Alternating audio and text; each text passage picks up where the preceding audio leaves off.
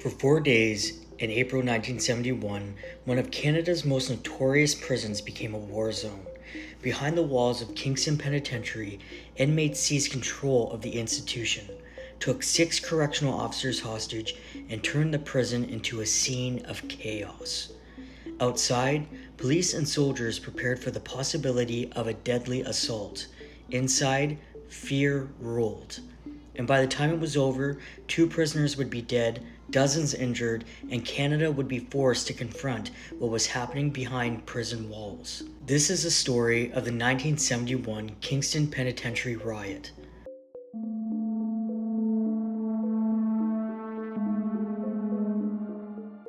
By 1971, Kingston Penitentiary had already earned a reputation as one of the toughest prisons in the country.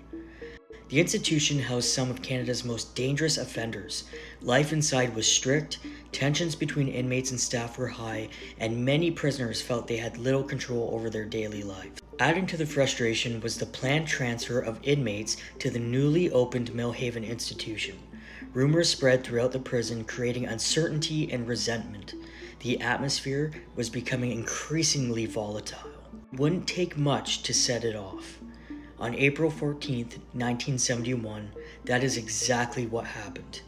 A confrontation escalated rapidly.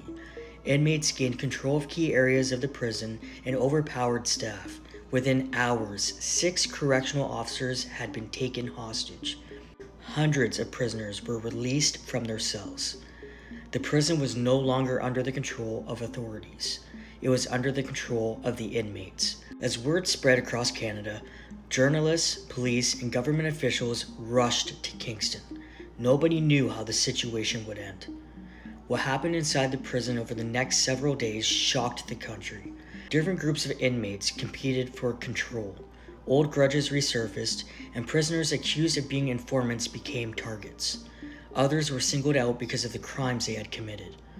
The normal rules of prison life had disappeared. Fear became a weapon. Witnesses later described inmates being hunted through the prison and subjected to humiliating treatment at the hands of fellow prisoners. The violence escalated as tensions grew. By the second day of the riot, the situation had become increasingly dangerous for everyone inside, including the hostages. Beyond the prison walls, authorities were preparing for the worst. Negotiators worked around the clock to establish communication with inmate leaders. Police surrounded the prison. Members of the Canadian military stood by in case an armed intervention became necessary. The possibility of a full-scale assault hung over the situation. If negotiations failed, many feared the result would be catastrophic. Every hour increased the risk. During the riot, 2 prisoners lost their lives. Both had become targets during the chaos inside the institution. Their deaths became some of the darkest moments of the entire uprising and highlighted how quickly control had broken down within the prison.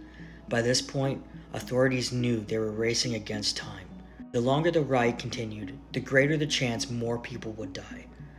As the 4th day approached, inmate leaders faced a decision: continue the standoff and risk military assault, or surrender. Eventually, negotiations succeeded. On April 18th, the 6 hostages were released alive.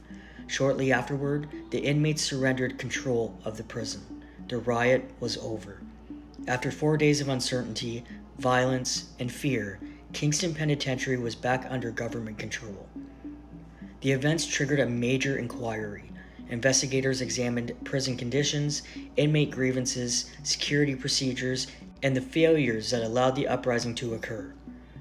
The findings helped shape discussions about prison reform across Canada for years to come.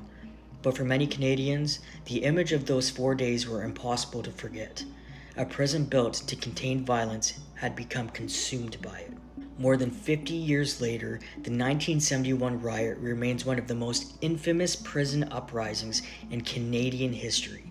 A reminder that behind the walls of even the most secure institutions, pressure can build, and it can build over time for years, or it can build quickly. And when it finally breaks, the consequences can change history as we know it. My name is Jackson, and you're watching Northern Horrors.